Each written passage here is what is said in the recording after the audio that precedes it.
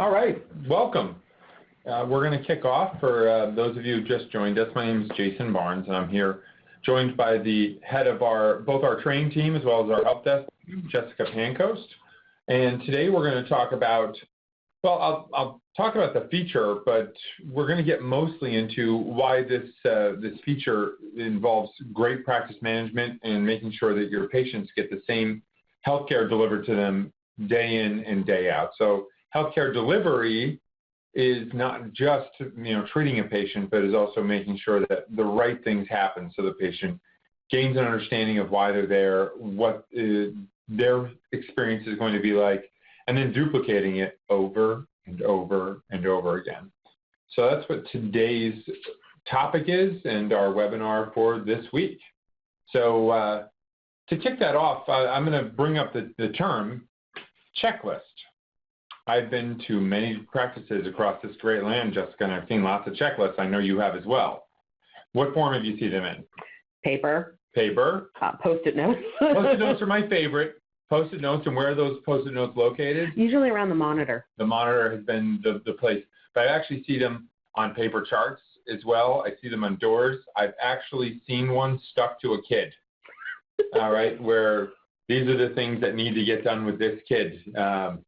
And that was only one time. It was in Texas, and the kid didn't mind. But there's a better way. What kinds of things need to happen for a patient? We're going to explore that for just a moment or two here. And just while we're doing that, would you mind just seeing if you could find that day one checklist so we can look at it? And what kind of things have to happen for your patients? Verifications. Patient comes in. You want to make sure that if they have insurance, can they use it? What's their deductible? So a doctor knows when they go to have a financial discussion with that patient, what's happening. I'm not going to put a comprehensive list together today as an example, but we are going to start talking about the things that need to happen. Scheduling. Treatment plans need to be given. Do they need to sign waivers or ABNs? Whatever has to happen for that patient, it's usually not a list of 2 or 3 things, but a list of 10 plus things. How many times does it have to happen? It has to happen with every patient. There's no time that you want a patient to miss that process, even if a step doesn't apply to them, like an ABM, because they're not a Medicare patient. It's not the worst thing in the world to make sure that we have a task list listed for that patient. So most of the clients that come and talk to us are ones who have those checklists via paper, or we didn't talk about the most dreaded way, Jess. Committed to memory. I knew you'd get it. Committed to memory, right? How does a practice owner, how does an office manager, how does a staff member remember all of those steps that need to happen? They're on the mission. They're there for the right reasons. But it doesn't mean that it's going to happen every single time. There's too many things that happen in a busy practice for someone to competently and very systematically remember every step that needs to happen. So we want to show you today how you're going to address missed steps in your patient healthcare delivery process. Is it foolproof? No. But it has provided a much, much better automated framework for you and your staff to do 2 things. Remember the steps and then measure which steps are or are not being completed for those patients. So that's going to be the rest of the focus today. So we want to make sure that every single patient gets their insurance verified. Every single patient has a report of findings scheduled. Every single patient has a care plan put in there. Every single patient signs all of the things that they need to sign. Every single patient has a tour of the office if that's something that you want to have happen. It can be customized for the patient process that you would like to have happen. Now, today I'm only talking about patients, or excuse me, right now I'm only talking about patients. These checklists can apply to a lot of other scenarios. Now, we can get into some of those, but I'll just list a few right now that come to mind. How about discharging a patient? Or how about when a patient needs to be re-signed? There are specific things that we need to do. Deductibles need to be checked again. Are there any additional visits? Did their insurance change? Did they attend an event? Did they get their family members involved? Have we remembered to talk to them about their home treatment plan. We have lots of things that we want to ask patients about. Most of the time, excellent practice owners get away with doing some of it, and it's good enough. Here we're making the suggestion, and we found, working with a huge network of providers, that doing more of it, or dare I say all of it, you can really impact a patient's life. So Jess is going to help us by showing us what a checklist is and helping us understand how we can use a checklist by looking at it in play, and then she's going to show us how we can make one of those. All right. So I'm actually going to go, I was on this page looking up the name of a example checklist for you guys, but I'm actually going to bring us to the task workbench to open up this checklist. Most of the people have this workbench open anyway, so you're not going to a separate place in the system to create and open up a checklist. To open up the checklist, all you have to do is click the New button at the top of your task workbench and select Checklist. On this page, you can then use the drop-down down at the bottom to select which checklist you want to open it up to.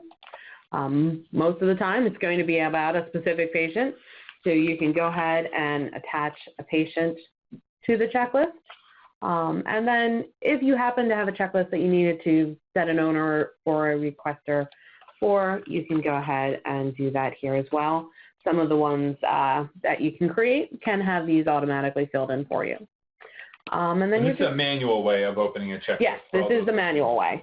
And then you just hit execute, and you can see up at the top you get a little notification that tickets were opened based on you executing this checklist. The user that I am right now will actually only get 2 of those tasks from that checklist, because you can have a checklist open different tasks to different individuals depending on who needs to complete that particular task. Right now I am logged in as the doctor, and he only gets 2 of the tasks from the checklist that I opened up. So we'll stop right there. So in memory management, we're hoping that these things get done. If we remember to ask a staff member, we have to take them at their word. And the only time you'll find out that something didn't happen, like making a follow-up call or having an x-ray report, is when you remember to go look at a patient list and see whether or not something did or didn't happen with memory management. With your paper management, you can, we've seen practices successfully, do this. It's a lot of discipline, right? You're going to go look at your piece of paper. You're going to look at the patients. You're going to go patient by patient and check out what needs to be done.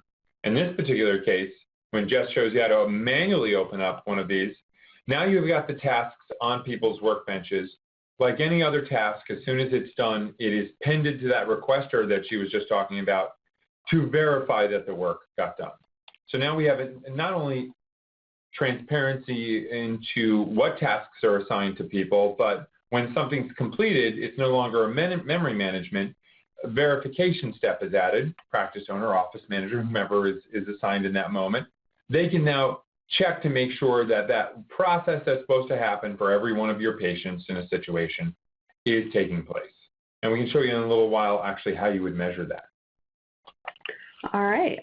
So this is a very manual way of opening up this checklist. You went in, you hit new, you selected it, and you were the one actually going in and opening up this checklist and opening up all those tasks for that checklist to the individuals. But I want to show you a way that it can happen automatically for you. And you can set that up by going to Configuration Practice Schedule. And it's connected with the alerts that can pop up on the schedule when a patient checks in.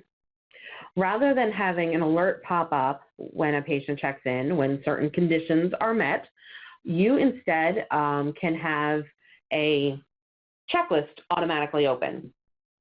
And I am actually on the newer version of our notification page, but it works very similar on the older version as well. To create a new alert, I'm just going to go ahead and hit the plus sign, and this over on the right-hand side will probably look a little bit more familiar. I'm going to give it a name, new patient. And I actually don't want a pop-up message because I want this to execute a checklist instead. So instead of filling in a pop-up message, I'm going to turn off the pop-ups. I'm going to turn off the patient-facing stop, which means that the patient will not get a red screen at the kiosk when they check in. And instead, I'm going to go down to the execute checklist, and I'm going to select the checklist that I want to pop up or to automatically open when the patient checks in. Now, I want it to happen for certain conditions, so I'm going to add the rule that it is the first visit. Actually, not that one. I'm going to do that one. On the first visit since a particular date. And I'm going to say that, you know, I've been using the system for a year, so let's say first visit since last November 1st. And then I'm going to go done editing and save. Now, oops, well, let me save it. No note. All right. I'm going to hit save. Now I have this automatic checklist as soon as the patient checks in for the first time since last November, which at this point is basically going to indicate a new patient. This new patient checklist is going to automatically execute, and the people who are set up to receive those tasks in that checklist will find those tasks now on their workbench. So previous methods, you're hoping that your staff members remember this, or look at the piece of paper and then stay disciplined enough to actually do it, or the sticky note on the monitor, all right? In the new system, if they forget to do it, you don't have a sticky note to look at. The practice owner or the office manager is able to look at outstanding tasks that are not completed and say, these are the ones that happened or that didn't happen. Every single time a new patient is checked in, this is going to be triggered. And so, you know, if somebody wants to memory manage it, they can still go do it, but they're going to have to come back and then actually write down, did it, didn't do it, missed it, whatever happened, and then pen that task back to the requester of it. And in that way, we can make sure that we measure what things happened or didn't happen. All right. Do you want me to open up how to see all those? Yeah, absolutely. All right. So if you want to see which tasks in the checklist are currently outstanding, you can go to Reports, Workflow, and Task Manager Console. I'm going to select from the second drop-down, My Practice, which means that it will show all the roles at your practice. And because my checklist had a category of day 1, I'm going to select that category and hit go. Now, obviously, we have had many of these tickets opened in the past, but you can see right on the left-hand side, you can see how many of these tickets are open and still outstanding. Right now, I am on current stats, which means that it's showing you the open tickets with that category. Outstanding, the ones that need to be addressed. Right. They're not closed. They're not in pending status. They are still out there waiting for someone to address those tickets. And again, I want to keep comparing and contrasting. When a step is missed in an intake process or a new patient process, right, it's the most delicate time you have because not every patient signs up for care. Is it because a step was missed? Is it because we weren't able to get that patient the information that they needed? Did they miss an email? Did we not put them on our marketing campaign? Did we not enter their number, their cell phone number into the patient account so that we can text message them? All of these, you know, need to be done in order for that patient to increase their chances to actually retain their care at that practice. So we want to make sure that everyone understands what's at stake when we're doing this. All right. So next I'm going to show you guys how to actually create one of these task checklists yourself. So to do that, you're going to go to Configuration, System, Task Checklist. I'm actually already on that page. So here you're going to click Add Task Checklist up at the top. You're going to be able to give this checklist a name. Remember, if you're going to ever be manually executing this checklist, you want to make sure that the name is descriptive as to which one to pick. So I'm just going to name this one a day 2 checklist. The active button is automatically checked for you. Obviously, if it's inactive, it's not going to show up anywhere and be able to be used. So you want to leave that checked. The next option, show on travel card, there is actually a way to execute a checklist manually on the travel card as well. I'm just going to go ahead and check that. And then you just hit save. You now have a checklist to add tasks to. You find that checklist that you just named in your list, and down at the bottom is where you're going to add the tasks for that checklist. Each one you're going to click add, and it's going to get mad at me because the priority was unfilled, but that's all right. Click add, and in the first field, you're going to click and you're going to give it the title.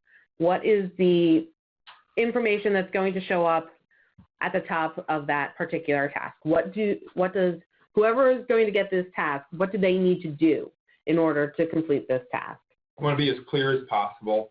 And, if you look at any other given task, complete checklist, or make sure you have insurance card and driver's license, uploaded into the consent tab. Those are the types of very specific tasks that you want to utilize here. So they're going to help with both billing as well as, making sure that you have the patient record complete. Right. So when you do click in here, you actually get the message about which fields are required.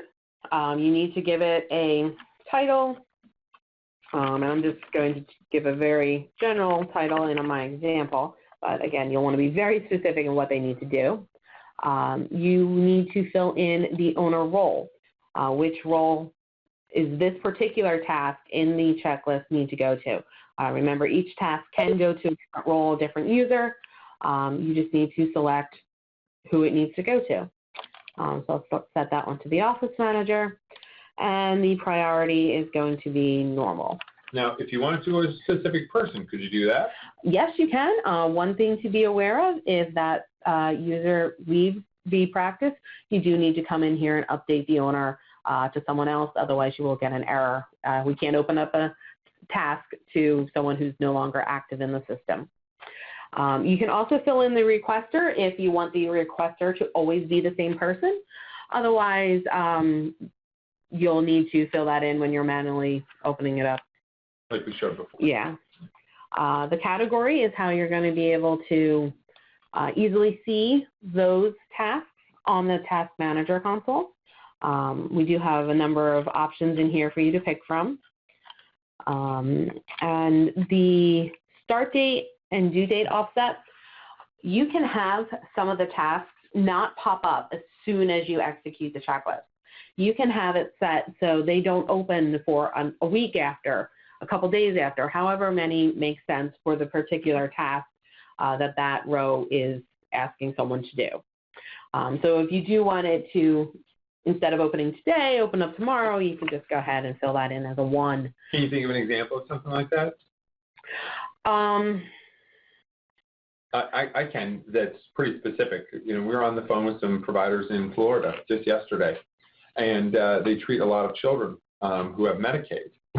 And so whenever they have a new patient for Medicaid, they have an immediate task that opens up to do a verification authorization form. Then they have tasks that are offset for both 2 weeks, 1 month, and 2 months for them to check the authorization application and then recheck benefits at both 1 month as well as 2 months. And excuse me so much.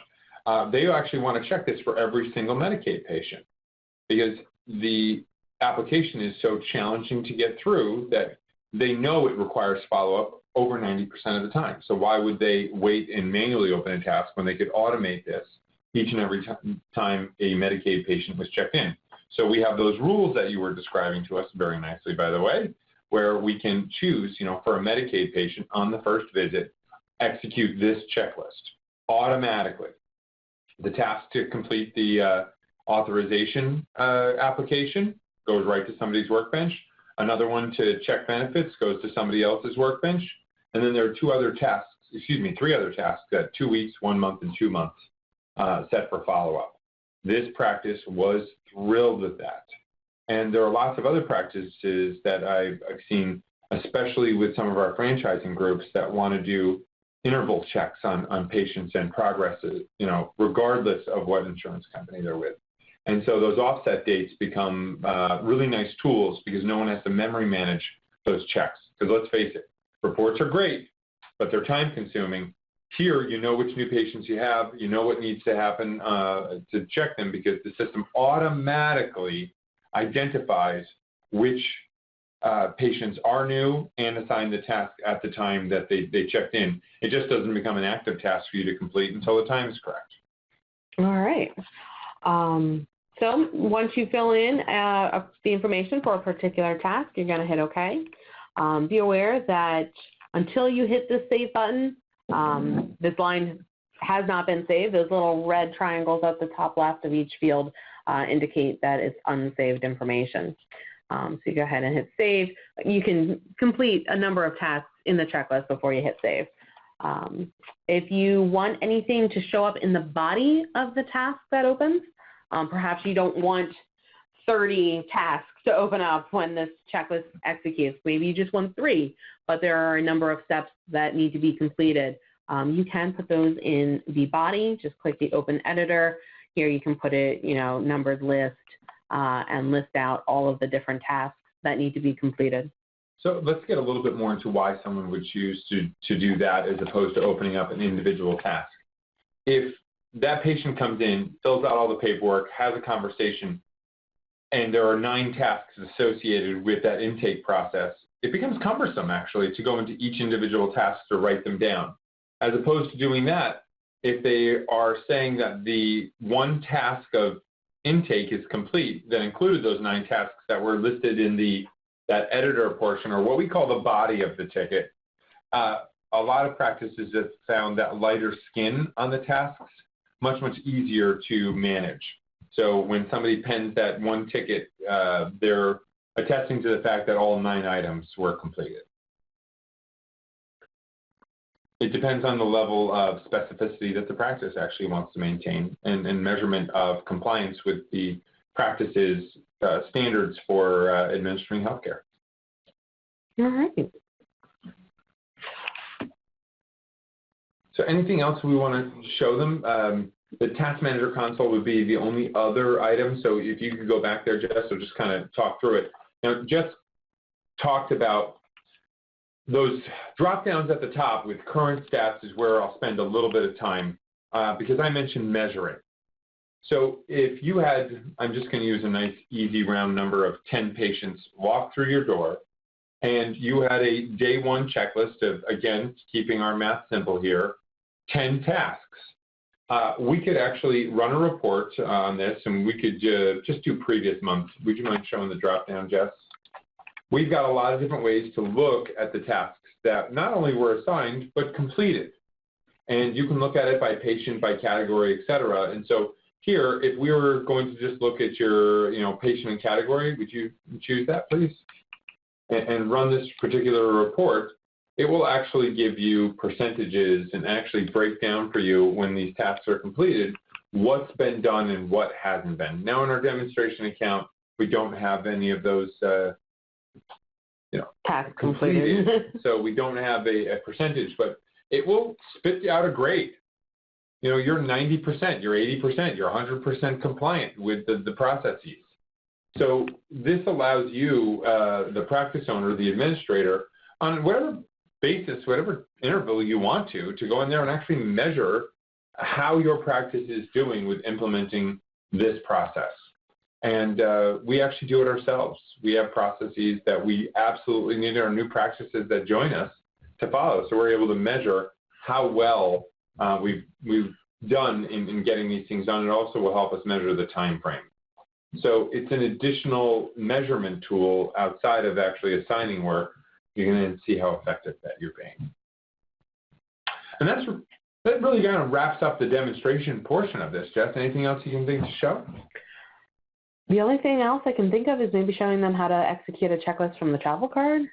let's do that. And while you're doing it, again, it might spark something else other than what's on our notes for right now. And if anyone does have a question, they'll feel free to type it in. We'll be concluding this portion in a minute or two, but we'll hang out for an additional almost 20 minutes if there's any questions that someone has on something else. All right. If you are in the travel card and you want to execute a checklist for the particular patient that you have up right now, you can click on the menu button to the left of the date and select Run Checklist. You will get the option of any of the checklists that do have that checkbox flagged for the checklist being available on the travel card. And again, you'll get the little pop-up up at the top right letting you know it executed it. When you open it up from the travel card, it actually automatically attaches the patient because it knows what patient you're in, so it knows who to attach to the checklist. So how would a doctor use this? What situation would they use this in? Well, I suppose if there was something that needed to be done on the patient and they were the ones who determine it needs to be done, but it's the front desk or the office manager who completes the action, they can just go in here and click 2 buttons, get that checklist executed, and those tasks opened up to the front desk and the office manager before the patient even leaves the room. Yeah. So like, I need you to do this and that, and I'll have the front desk.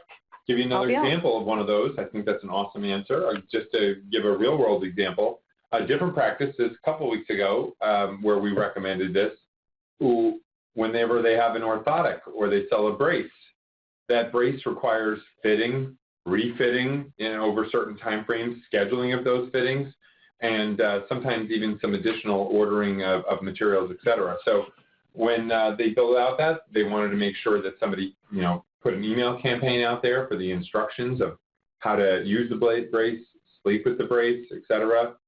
When they can take it off, when they're required to leave it on, or there's a lot that go into those braces, more than meets the eye, frankly.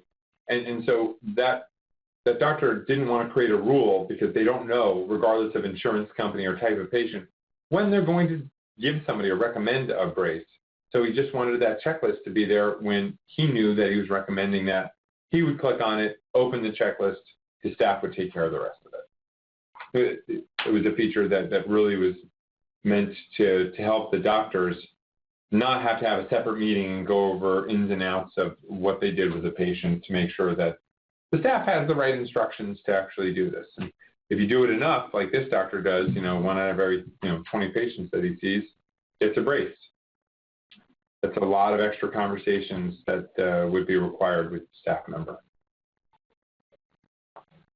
All right, if there are any questions, please, type in answers, and we'll be happy to get there. The no-shows are not today. The no-shows will be next week. So, Linda, thank you for asking. We'll make sure we get that out to you. If you're not able to show up next week, you'll be emailed a link to actually access it. So we'll make sure we get it to you. So at this point, we'll draw to conclusion our current webinar. And if there are any other questions, please let us know. Thanks, Jess. Appreciate it. No problem. More and more, we see our practice is really starting to embrace the task system. I mean, last year this time we'd only had about maybe 20,000 tasks done in the month of November, and we had over 50,000 tasks done across our entire network. And it's a lot of work that's being tracked. Yes, and I can tell you, just this morning I had an example where someone tried to email something to the help desk, and it just was not going through. I don't know, typing the address wrong or whatever it might be. I was not getting the email. So I walked her through opening up a ticket, attaching the file. I got the ticket. I got the task, and right away. And I still have not received the email. So tasks are definitely the preferred way. Very easy to check on the status and see where it is. No way to check whether or not somebody got your email and then actually did it, right? Yep. unless that person emails back. With a task, you gave it to your front desk. You make the assumption that if it's not noted that it's done, it's Still not done. Yeah. So, all right. Well, if there are no other questions, I'll thank you all for showing up. We really do appreciate it. And it's our sincere hope that we're able to help you guys. And if there's additional information that you'd like on this topic, please open a ticket to our help desk team or your coach, and we'll do our best to help as quickly as possible. If you're not a current client and you'd like to learn a little bit more about it, head to our website to ask for a consultation. We'd be happy to share screens and take you through any additional questions that you might have. And lastly, I'll thank Jess one more time. You're welcome.